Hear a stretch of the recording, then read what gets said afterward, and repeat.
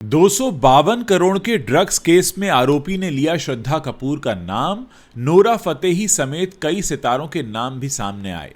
बॉलीवुड में मच गया हड़कंप। पिट पिट कर मत आया कर। 3 साल तक घर नहीं लौटे थे नवाजुद्दीन सिद्दीकी। वासेपुर देखकर पापा ने कहा था अब तूने अच्छा किया। सितारों से सजी थी पार्टी। विजय देवरकोंडा ने रश्मिका मंदाना को सबके सामने कर लिया किस। वायरल हो गया वीडियो। आईसीयू में धर्मेंद्र और देओल परिवार का चुपके से वीडियो बनाने वाला गिरफ्तार। अस्पताल कर्मी ही निकला आरोपी। फिर भड़की जया बच्चन। खिल्ली उड़ाने वालों को रुककर कहा साइड हटो, बहुत हो गया। टीवी की टीआरपी रिपोर्ट आई सामने। अनुपमा फिर बना नंबर 1 शो। कई शोज की गिरी रेटिंग। धर्मेंद्र के घर के बाहर पेपराजी की भीड़ पर भड़के करण जौहर और अमीषा पटेल। कहा शर्म नहीं आती आपको। दिल्ली धमाके के बाद टली रामचरण की अपकमिंग फिल्म की शूटिंग। लाल किले के अंदर ही होना था शूट। मेकर्स ने रद्द किया पूरा प्लान। नमस्कार दोस्तों, आप देखना शुरू कर चुके हैं बॉलीवुड टॉप 10 हेडलाइंस। तो चलिए अब आपके सामने इन्हीं खबरों को हम विस्तार से थोड़ा समझाते हैं। 252 करोड़ रुपए के ड्रग्स मामले में मुंबई पुलिस को बड़ी जानकारी मिली है। इस केस में गिरफ्तार 5वें आरोपी मोहम्मद सलीम मोहम्मद सुहेल शेख ने पूछताछ के दौरान एक सनसनीखेज खुलासा किया है। सूत्र बताते हैं कि शेख ने बताया कि वो देश और विदेश में ड्रग्स पार्टियों का आयोजन करता था और उन पार्टीज में ड्रग्स की सप्लाई भी करता था। जांच में सामने आया है कि शेख ने पहले दाऊद इब्राहिम को अपनी बहन का बेटा बताया था। उसने दावा किया कि उसने अली शाह पारकर, नोरा फतेही, श्रद्धा कपूर और उनके भाई सिद्धार्थ कपूर, जीशान सिद्दीकी, ओरी उर्फ ओरहान, अब्बास मस्तान, लोका और कई सारे सेलिब्रिटीज के साथ देश विदेश में ड्रग पार्टीज आयोजित की हैं। आरोपी ने यह भी कहा कि वो खुद इन पार्टीज में शामिल होता था और इन सेलिब्रिटीज और अन्य लोगों को ड्रग सप्लाई करता था। पुलिस अब इन सवालों के जवाब ढूंढ रही है कि क्या इन हस्तियों ने ड्रग तस्करों के साथ पार्टीज ऑर्गेनाइज की थी या नहीं। क्या इनके ड्रग तस्करों से कोई संबंध है। क्या ये पार्टीज अंतर्राष्ट्रीय ड्रग तस्करों से जुड़ी थीं। इन पार्टीज के लिए पैसे कहां से आए। इन सभी सवालों के जवाब के लिए आरोपी और इनके नाम वाली हस्तियों से पूछताछ हो रही है। मुंबई के 252 करोड़ रुपए के मेफेड्रॉन ड्रग्स केस में सलीम शेख को पूरे नेटवर्क का कोऑर्डिनेटर माना जा रहा है। 90 के दशक से हर दिल पर राज करने वाले गायक कुमार शानू की बेटी शैनन के अब खुद को एक इंटरनेशनल स्टार के रूप में स्थापित कर रही हैं। हाल ही में शैनन के ने लॉस एंजलिस में करण जौहर, जानवी कपूर और ईशान खट्टर की फिल्म होम बाउंड के प्रीमियर में शिरकत की। ये वही फिल्म है जिसे भारत की तरफ से ऑस्कर के लिए ऑफिशियल एंट्री के रूप में भेजा गया है। शैनन का नया गाना एंटीडोट भारत में नंबर 1 पर चल रहा है और ग्लोबली तीसरी पोजीशन पर है। इससे पहले वो कोआचेला जैसे प्रतिष्ठित मंच पर भी परफॉर्म कर चुकी हैं। इस समय वो हॉलीवुड की फिल्म टोड कर रही हैं जिसमें जेम्स फ्रैंको, टिफनी हैडिश और हॉवी मेंडल जैसे बड़े नाम उनके साथ दिखने वाले हैं। हॉवी अमेरिकाज गॉट टैलेंट के जज भी हैं।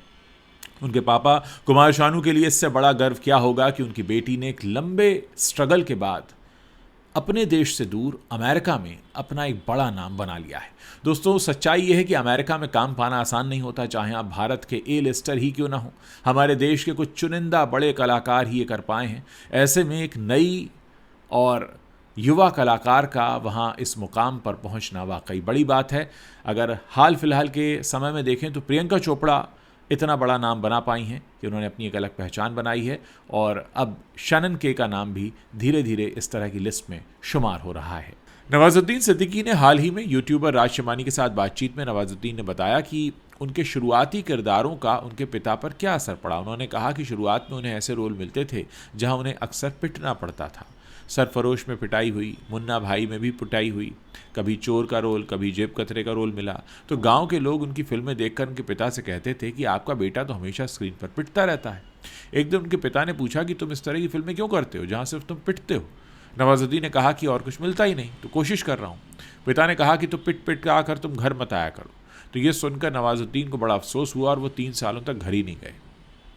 फिर अनुराग कश्यप ने गैंग्स ऑफ वासेपुर में फैजल खान का जब उन्हें दमदार रोल ऑफर किया तो इस परफॉर्मेंस की खूब तारीफ हुई और फिर घर लौटकर उन्होंने अपने पापा से पूछा तो उन्होंने कहा हाँ, इस बार तूने कुछ अच्छा किया है।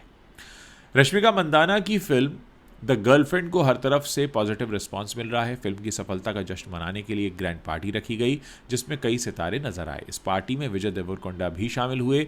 अब उनका रश्मिका के साथ एक वीडियो सोशल मीडिया पर तेजी से वायरल हो रहा है जिसमें विजय रश्मिका को बधाई देते नजर आ रहे हैं, लेकिन सबसे ज़्यादा ध्यान खींचा एक वीडियो ने जिसमें रश्मिका के हाथ पर विजय किस करते दिखाई दे रहे हैं। दोनों के रिश्ते को लेकर पहले से ही अफवाहें चल रही हैं। कहा जा रहा है कि अक्टूबर में उन्होंने गुपचुप सगाई कर ली है और फरवरी 2026 में ये उदयपुर में शादी करने वाले हैं। दिवंगत सिंगर जुबीन गर्ग की आखिरी फिल्म रोई रोई बिनाले 31 अक्टूबर को रिलीज हुई और असमिया बॉक्स ऑफिस पर इसने धमाल मचाया हुआ है। इसी बीच असम पुलिस ने फिल्म की पायरेसी के मामले में एक यूट्यूबर है रफ़ीकुल इस्लाम, इसे गिरफ्तार कर लिया। इसे चीफ जुडिशियल मजिस्ट्रेट कोर्ट में पेश किया गया और 3 दिन की पुलिस हिरासत में भेज दिया गया। रफ़ीकुल पर आरोप है कि उसने अपने यूट्यूब चैनल रफ़ीकुल आर वीलॉग्स पर फिल्म के वीडियो क्लिप्स अनाधिकृत तरीके से अपलोड किए। फिल्म रिलीज के कुछ दिनों बाद ही ये पायरेसी शुरू हो गई थी। फिल्म के निर्माता श्यामंतक गौतम ने पान बाजार साइबर पुलिस स्टेशन में शिकायत दर्ज कराई। इसके बाद भारतीय दंड संहिता, सूचना प्रौद्योगिकी अधिनियम 2000, कॉपीराइट अधिनियम 1957 और सिनेमेटोग्राफ अधिनियम 1952 की धाराओं के तहत एक केस दर्ज कर दिया गया। दोस्तों, आप जानते ही हैं कि सुपरस्टार धर्मेंद्र जी का अभी ट्रीटमेंट चल रहा है। इस बीच उनके घर से उनका एक वीडियो सोशल मीडिया पर वायरल हो गया था जिसमें उनका पूरा परिवार उनके आसपास इकट्ठा था। उनकी पत्नी प्रकाश कौर जी का काफ़ी बुरा हाल हो रहा था और सनी देओल उन्हें संभाल रहे थे। ये बेहद निजी और भावुक पल थे, लेकिन मुंबई के ब्रीच कैंडी अस्पताल के एक स्टाफ ने इसे चुपके से रिकॉर्ड कर लिया और इसे अपलोड कर दिया। अब लेटेस्ट रिपोर्ट्स के मुताबिक उस कर्मचारी को गिरफ्तार कर लिया गया है। अधिकारियों ने पुष्टि की है कि वीडियो बनाने वाले कर्मचारी को हिरासत में ले लिया गया है। दोस्तों, अक्सर लोग ऐसा संवेदनहीनता वाला काम करते हैं कि बड़ी हैरानी होती है। एक शख्स जो ज़िंदगी के और मौत के बीच जूझ रहा है और आप उसके घर में खड़े होकर उसका वीडियो बना रहे हैं। जया बच्चन अपनी बेटी श्वेता बच्चन के साथ मुंबई के एक प्रोग्राम में पहुंची थी। वहां से निकलते ही पैपराजी ने उनकी फोटोग्राफ्स खींचनी शुरू कर दी। पैपराजी उनके चारों तरफ दौड़ने लगे तो जया बच्चन नाराज हो गई और उन्हें रुककर घूरने लगी। एक वीडियो सोशल मीडिया पर इस समय तेजी से वायरल हो रहा है जिसमें जया बच्चन पैपराजी पर भड़कती दिखाई दे रही हैं। जया बच्चन की तस्वीरें लेने के लिए शोर शराबा मच रहा है। लगातार हो रहे हंगामे से जया जी परेशान हो गई थी तो वो अचानक रुक गई और कुछ सेकंड के लिए पैपराजी को घूरने लगी। उन्होंने कहा, बस बहुत हो गया, साइड हटो। फिर उनकी बेटी श्वेता ने उनका हाथ पकड़ा और उन्हें वहां से ले गई। जया बच्चन अक्सर पैपराजी के व्यवहार पर भड़कती दिखाई देती हैं। उनके इस रवैये की वजह से उन्हें अक्सर खूब सारी आलोचना भी झेलनी पड़ती है। दोस्तों, क्या आप जानते हैं कि रणबीर कपूर भी इंस्टाग्राम पर हैं? जी हाँ, खुद रणबीर कपूर ने हाल ही में दुबई में खुलासा किया है। उन्होंने बताया कि वो भी सोशल मीडिया पर हैं, लेकिन उनका अकाउंट प्राइवेट है, यानी कोई भी उनके पोस्ट नहीं देख सकता जब तक कि वो उन्हें फॉलो नहीं करते। यहाँ तक कि वो अपनी पत्नी आलिया भट्ट को भी अपना सीक्रेट इंस्टा अकाउंट फॉलो नहीं करने देते। आलिया ने भी खुलासा किया है कि रणबीर के इंस्टा पर बेटी राहा के 2 वीडियोज़ अपलोडेड हैं। एक सेशन के दौरान रणबीर कपूर से पूछा गया तो सवाल ये था कि क्या आप सोशल मीडिया पर अभी भी नहीं हैं, तो इस पर उन्होंने बताया कि वास्तव में उनका एक प्राइवेट अकाउंट है जिसका इस्तेमाल वो सिर्फ लोगों को देखने के लिए करते हैं।